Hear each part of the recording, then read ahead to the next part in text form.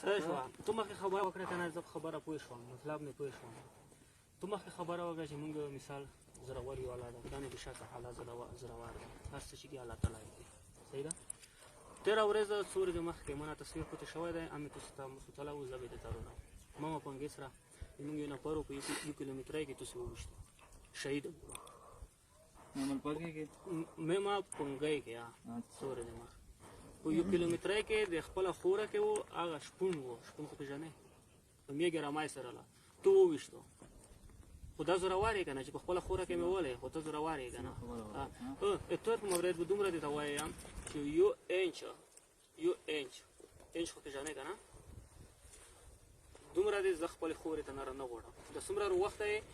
دا نه ته وایي زغمه دا دې باس دی چې دا ودې نیوه تور دې په تېر کړو ځون ته دې کله بند کړه خبره زبردستۍ خبرې نه دي موږ تاسو خپله کې جنګ نه ده هیڅ والا خبره ته کوې که نه جنګ څنګه دی چې توی مو نفر وویشتو توی مو نفر وویشتو مو نفر دې وویشتو بې سوله بې ځوابه دا د جنګ خبره دو که نه دو زه دې نه غلی یم ما حوصله وکړه په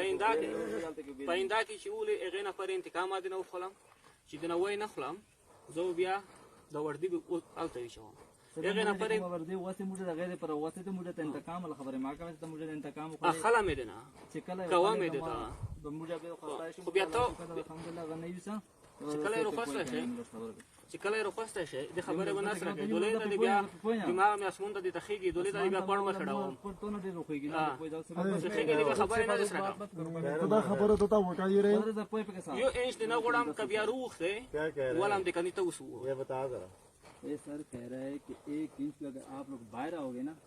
हम आपके ऊपर फायर करेंगे मेमन पंगे के ऊपर से हमारा बंदा अपने इलाके में फिर रहा था आपके फौजियों ने हमारा बंदा को मारा हुआ है मेरे पास उसकी तस्वीर भी है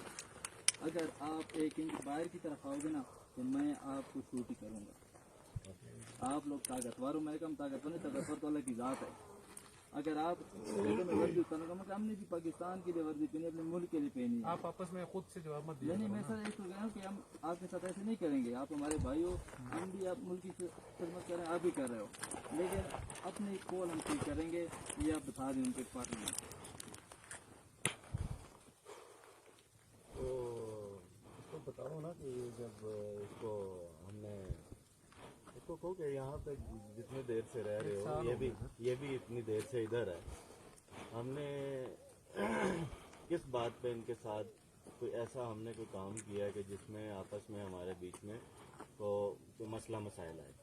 कोई बिला वजह मसला डालने की क्या बात है हम कौन सा कह रहे हैं कि यार हम आपके इलाके में जो है ना 20-20 मीटर अंदर जाएंगे बस कह रहे हैं अपने पोल के साथ खड़े होंगे ये किधर है कोई बंदा ये इधर जरा खड़ा हुई जरा पोल के साथ